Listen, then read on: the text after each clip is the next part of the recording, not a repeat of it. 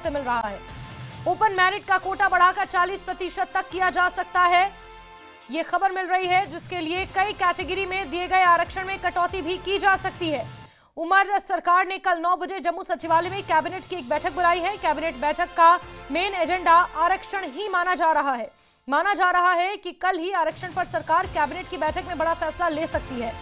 National conference सांसद आगा रूहुल्ला पिछले साल भर से आरक्षण के मुद्दे को लेकर सुर्खियों में है। नेशनल कॉन्फ्रेंस के साथ उनकी दूरियों का एक मुख्य कारण ये रिजर्वेशन पॉलिसी भी है। इस मुद्दे पर सरकार और आगा रूहुल्ला के बीच गहरी खाई भी पैदा हो गई है और एक बड़े वर्ग के बीच ये संदेश जा रहा है कि आरक्षण पर सरकार को विचार करना जरूरी है, जिसके बाद अब सरकार फैसले की मूड में दिखाई दे रही है। कल 9 बजे जम्मू सिविल सेक्रेटरीट में एक हाई लेवल कैबिनेट मीटिंग बुलाई गई है, जिसमें माना यह जा रहा है कि रिजर्वेशन के मुद्दे पर सरकार विचार कर सकती है। ओपन मेरिट को लेकर सीटों का जो कोटा है उसे बढ़ाया जा सकता है, यानी कि हॉरिजॉन्टली जिस तरह से रिजर्वेशन के कोटे का बंटवारा किया गया है, ST1, ST2, OBC, उसके बाद चाहे बैकवर्ड क्लासेस हो या इकोनॉमिकली वीकर सेक्शंस हो, किस तरह से ये रिजर्वेशन का कोटा है इसे बांटा जाए ताकि इन तमाम सेक्शंस में नाराजगी ना हो।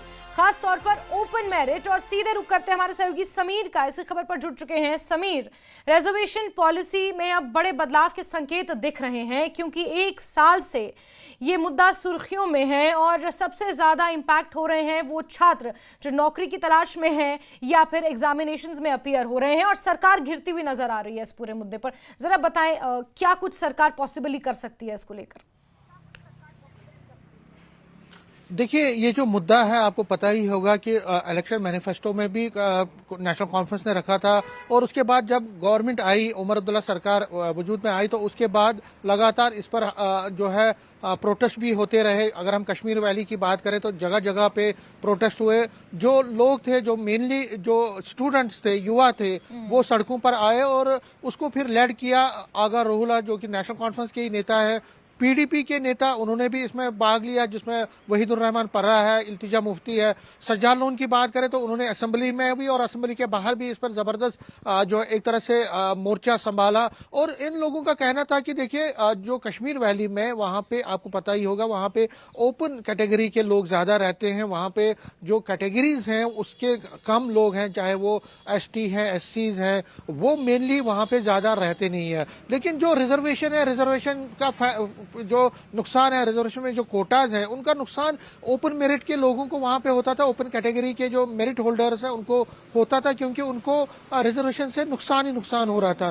तो इसीलिए जो एक अपील की गई, एक कहा गया कि अगर रैशनलाइज किया जाए इस रिजर्वेशन पॉलिसी को, और इसमें जो कैटेगरीज हैं, जो ST है, SCs हैं, शेड्यूल कास्ट, शेड्यूल ट्राइब्स के लोग हैं, उनको जो कोटा दिया गया उसको कम किया जाए, और जो ओपन मेरिट के जो कोटा है, ओपन कैटेगरीज के जो कोटा है, उसको बढ़ाया जाए। तो ये मांग पहले कई टाइम से चल रही थी। तो अब उसके बाद आपको पता ही है कि उमर अब्दुल्ला ने, जो चीफ मिनिस्टर हैं, उन्होंने एक सब कमेटी बनाई थी, सकीना इतू को उसका हेड बनाया गया, और सब कमेटी ने अपनी रिपोर्ट भी साझा की, लेकिन उसके बाद उसको पब्लिक डोमेन में नहीं लाया गया था।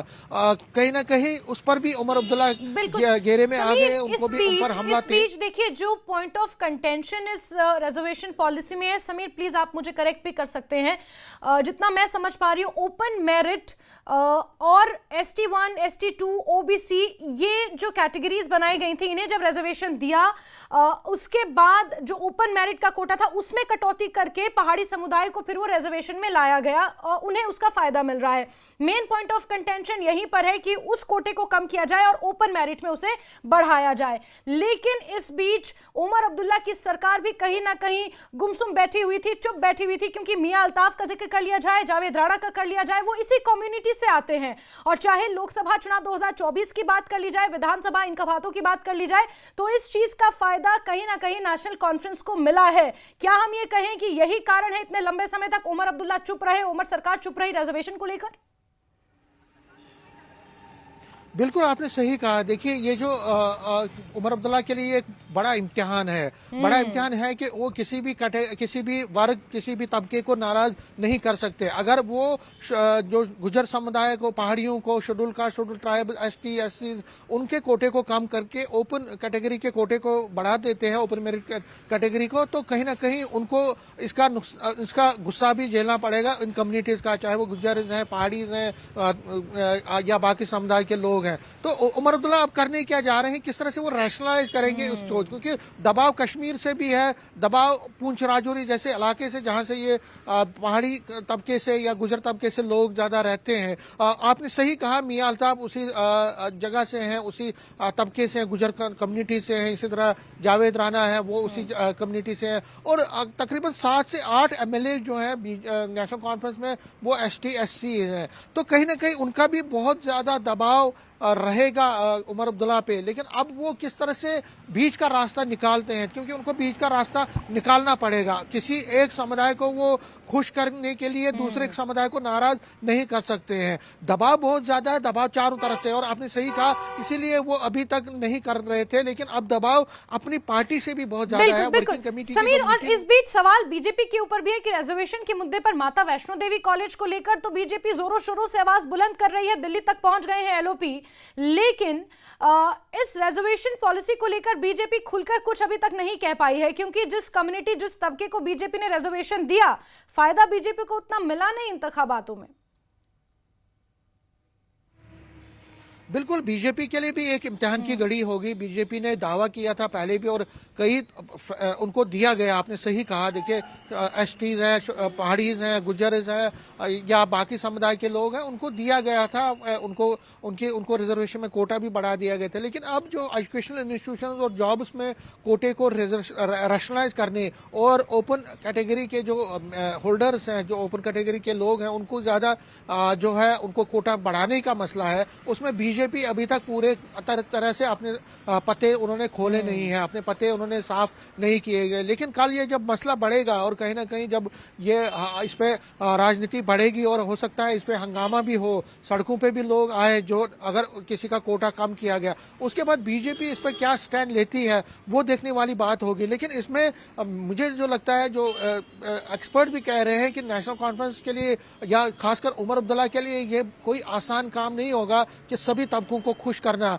अगर एक तबके का जो कोटा है कम करते हैं, दूसरे का बढ़ाते हैं, तो कहीं ना कहीं उसको लेकिन अब क्या सोचा है, क्या फार्मूला आया होगा, वो तो कैबिनेट मीटिंग के बाद ही पता चलेगा। हम भी बात करने की कोशिश करेंगे कैबिनेट मीटिंग के बाद लीडरों से। लेकिन कहीं ना कहीं आपने सही कहा कि इस पे राजनीति बहुत हो रही है, राजनीति भी होगी और आगे चल के भी ये मसला इतना जल्दी से खत्म नहीं होने वाला है या क्लोज नहीं होने वाला है। ऑलरेडी माता वैष्णो देवी इंस्टीट्यूशन का इश्यू भी बहुत बढ़ गया है और उस पर भी खूब राजनीति हो रही है। आपने सही कहा, लीडर ऑफ अपोजिशन आज दिल्ली में है, वो JP नड्डा से भी मुलाकात करेंगे आज या कल सुबह। लेकिन कहीं ना कहीं जो राजनीतिक जो एक क्लाइमेट है, राजनीतिक जो यहाँ पे एक मौसम है, वो उसका पारा बढ़ा हुआ है। और अगर बिल्कुल समीर, और बड़ी बात यह है कि मुख्यमंत्री उमर अब्दुल्ला ने कल जो एक हाई लेवल मीटिंग बुलाई है रिजर्वेशन को लेकर, खास तौर पर जिसमें कहीं ना कहीं विपक्षी तो आवाज उठा ही रहे थे, उनकी खुद की पार्टी के सांसद उनके खिलाफ हो गए। और अब ऐसे में रिजर्वेशन के मुद्दे पर जो मीटिंग बुलाई गई है, क्या कुछ निकल कर आता है, सभी की निगाहें इस पर टिकी होंगी। समीर, आप प्लीज हमारे साथ बने रहें, आगे भी खबरों पर आपसे जानकारी लेंगे, लेकिन फिलहाल रिजर्वेशन पर जानकारियां देने के लिए बहुत शुक्रिया। तो वहीं माता वैष्णो देवी यूनिवर्सिटी में एडमिशन का विवाद दिल्ली तक पहुंच गया है। नेता प्रतिपक्ष सुनील शर्मा की अगुवाई में बीजेपी के कई नेता दिल्ली पहुंचे हैं, जो बीजेपी अध्यक्ष और केंद्रीय स्वास्थ्य मंत्री JP नड्डा से मुलाकात करेंगे और उन्हें MBBS कोटे को लेकर विवाद की पूरी जानकारी देंगे। क्या लोगों की मांग के हिसाब से कोटे में कुछ बदलाव किया जा सकता है, इस पर चर्चा करेंगे। आपको ये बता दें कि माता वैष्णो देवी मेडिकल कॉलेज में इस बार जिन छात्रों का सिलेक्शन हुआ है, उनकी एडमिशन लिस्ट आने के बाद से ही बवाल मचा हुआ है। 50 सीटें हैं, 50 में से 42 सीटें मुस्लिम छात्रों के हिस्से गई हैं, जबकि सिर्फ 8 हिंदू छात्रों के हिस्से आई हैं, जिसमें से एक सिख है। और इसी को लेकर हिंदू संगठन विरोध जता रहे हैं। इसके लिए बाकायदा संघर्ष समिति बना दी गई है, जिसका साफ कहना है कि हिंदुओं के दान से बनाई गई यूनिवर्सिटी में मुस्लिम छात्रों को इतनी तरजीह क्यों दी जा रही है और हिंदू छात्रों की अनदेखी क्यों हो रही है। और समीर हमारे सहयोगी लगातार बने हुए हमारे साथ जम्मू से। समीर, अब इस पूरे मुद्दे पर, माता वैष्णो देवी वाले बवाल पर, अब केंद्रीय मंत्रियों के पास पहुंच गए हैं। गृह मंत्री से भी मुलाकात होनी है, केंद्रीय स्वास्थ्य मंत्री जेपी नड्डा से मुलाकात होनी है। क्या कुछ पॉसिबल आउटकम हो सकता है? क्योंकि यूनिवर्सिटी प्रशासन की तरफ से भी ये कहना है, उमर सरकार का भी ये कहना था कि जो एडमिशन हुआ है वो पूरी तरह से इंडियन मेडिकल काउंसिल की नॉर्म्स को ध्यान में रखते हुए और नीट के आधार पर हुआ है।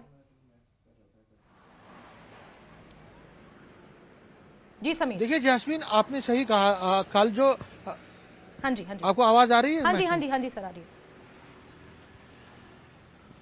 जो लीडर ऑफ अपोजिशन है सुनील शर्मा, वो कल देर रात को दिल्ली पहुंचे। उनके साथ श्यामलाल शर्मा जो कि विधायक हैं, बहुत ही सीनियर नेता भी हैं जम्मू कश्मीर बीजेपी के, देवेंद्र कुमार मनियाल जो कि पार्टी के बड़े नेता हैं और वो जनरल सेक्रेटरी भी पहले रह चुके हैं, एमएलए हैं। इसी के साथ साथ कई और एमएलए भी वहां पे पहुंचे हैं। डेलीगेशन जो है एक बड़ा डेलीगेशन है एमएलए का। और leader of opposition Sunil Sharma आज मुलाकात करना चाहते हैं जेपी नड्डा से, लेकिन जब मैंने आज बात उनसे की तो उनका कहना था कि हो सकता है कि आज मुलाकात ना हो क्योंकि जेपी नड्डा का बहुत व्यस्त प्रोग्राम है पार्लियामेंट में, लेकिन हो सकता है कल सुबह वो उनसे मुलाकात कर सकें। लेकिन मुलाकात होनी है, न सिर्फ जेपी नड्डा से मुलाकात होगी उनकी, बल्कि कई और नेताओं से, बीजेपी के नेताओं से उनकी मुलाकात होनी है। लेकिन जेपी नड्डा क्योंकि हेल्थ मिनिस्टर है, मेडिकल एजुकेशन देखते हैं और माता वैष्णो देवी का जो पूरा चीज है वो उनके अंडर ही आता है, तो एक फार्मूला के तहत बीजेपी कोशिश कर रही है कि एक फार्मूला आए, एक फार्मूला के तहत ये मसला हल हो जाए। क्योंकि लगातार संघर्ष समिति भी इस पर बनी है जम्मू में, और संघर्ष समिति ने कल ऐलान किया था कि 2008 में जिस तरह से श्री अमरनाथ श्राइन बोर्ड के मुद्दे पे एक बड़ा संघर्ष यहाँ 2 महीने हुआ था, उसी तर्ज पर यहाँ पे फिर एक बार संघर्ष हो सकता है, सड़कों पर लोग आ सकते हैं और जिसकी सारी जिम्मेदारी सरकार को होगी। तो कहीं ना कहीं बीजेपी उससे पहले ही, क्योंकि एलजी प्रशासन जो है लॉ एंड ऑर्डर देखता है और एलजी के अंडर ही श्री अमरनाथ श्राइन बोर्ड है, तो कहीं ना कहीं बीजेपी चाहती है कि जल्द से जल्द इस मसले का हल किया जाए। क्योंकि अगर यहाँ पे लोग नाराज हो गए तो बीजेपी को जो अपना गढ़ है जम्मू का, उससे नाराजगी झेलनी पड़ेगी। वो चाहती नहीं है कि ऐसी स्थिति हो। तो कहीं ना कहीं जो खबरें आ रही हैं उसके मुताबिक बीजेपी ने एक फार्मूला तय किया, फार्मूला बनाया है कि उसमें एक प्लान बनाया है कि उसमें ये कहा गया है कि जिनके बच्चे हैं उन बच्चों को कहीं और जगहों पे शिफ्ट किया जाए, कहीं और मेडिकल कॉलेज जो जम्मू कश्मीर में है वहां से उनको एडमिशन दिलाया जाए। और इस माता वैष्णो देवी श्राइन जो कॉलेज है, वो एमबीबीएस कॉलेज है, वहां पे रिजर्वेशन की जाए, कोटा किया जाए इंस्टीट्यूशन में, एक माइनॉरिटी स्टेटस के तहत उसको एक कोटा बिल्कुल समीर। लेकिन अगर इसे थोड़ा लार्जर पर्सपेक्टिव में समीर, अगर इसे थोड़ा लार्जर पर्सपेक्टिव में समझने की कोशिश करें तो फिर ऐसे तो इस्लामिक यूनिवर्सिटी भी है अवंतीपोरा में, उसकी ग्रांट्स भी वक्फ से आती हैं, लेकिन वहां पर भी हिंदू समुदाय के छात्र पढ़ते हैं।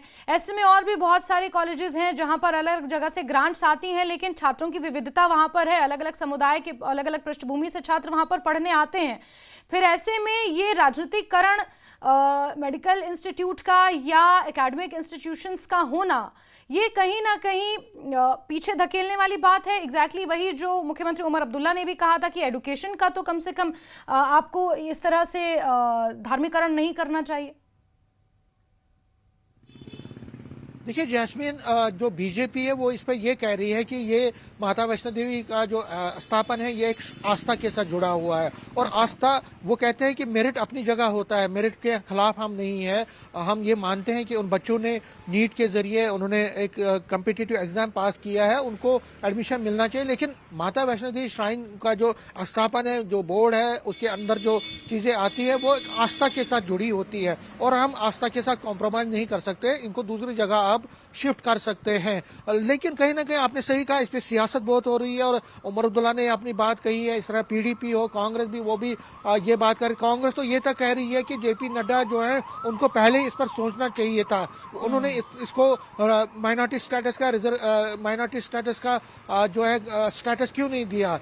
अगर ये माइनॉरिटी स्टेटस का स्टेटस मिल जाता, इसको माइनॉरिटी स्टेटस मिल जाता तो ये पहले इस इंस्टीट्यूशन में ये नौबत नहीं आती। तो कहीं ना कहीं वो बीजेपी जो है हमलावर, बीजेपी पर हमलावर है। लेकिन पीडीपी और नेशनल कॉन्फ्रेंस वो कह रही है कि रिलीजन के बेस पे, किसी का जात के बेस पे, किसी के धर्म के बेस पे किसी को कहीं पे एडमिशन ना दिलाना ये गलत बात है। लेकिन बीजेपी कहते हैं कि हम आस्था की बात कर रहे हैं, आस्था के साथ इसका एक जुड़ाव है। तो कहीं ना कहीं दोनों तरफ ये पूरी बहस अब बहुत ज्यादा कॉम्प्लिकेटेड हो गई है। ये पूरा मामला बहुत ज्यादा जटिल हो गया है। एक तरफ धार्मिक भावनाएं हैं, दूसरी तरफ राइट टू एजुकेशन है, ये तमाम चीजें हैं। इसके बीच में ये पूरा मसला उलझा हुआ है और यही कारण है कि जम्मू कश्मीर के नेता एलओपी खुद दिल्ली पहुंचे हैं इस मसले का हल निकालने के लिए। समी नजर बनाकर रखें, बहुत शुक्रिया जुड़ने के लिए हमारे साथ।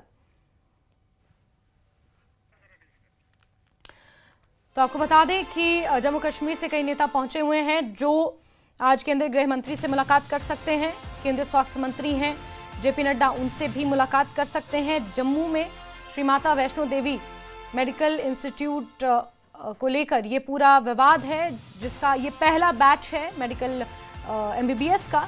और ऐसे में 50 सीटों का ये बैच, जिसमें से 42 मुस्लिम समुदाय के छात्रों को मिली हैं।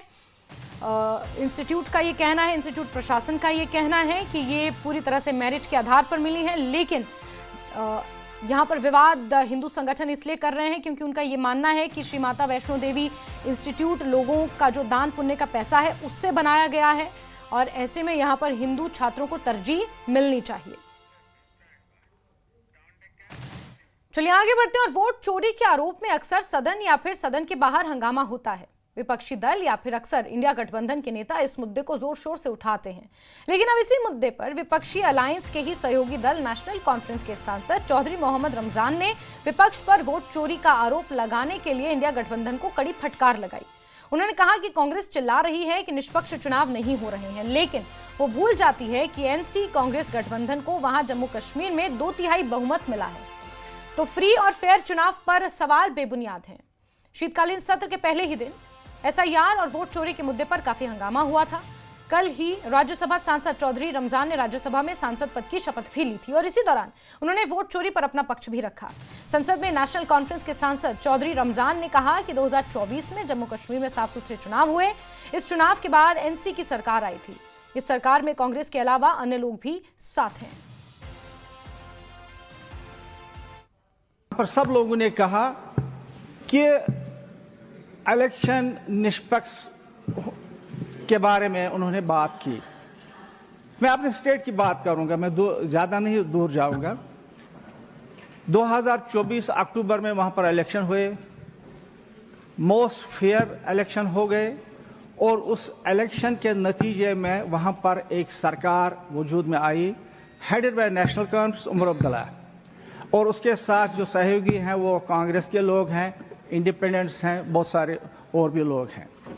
और करीबन नियरली 2/3 मेजॉरिटी इस सरकार ने वहां पर मतलब मेंबरों की आई है। और खबरें जारी, वक्त एक ब्रेक का।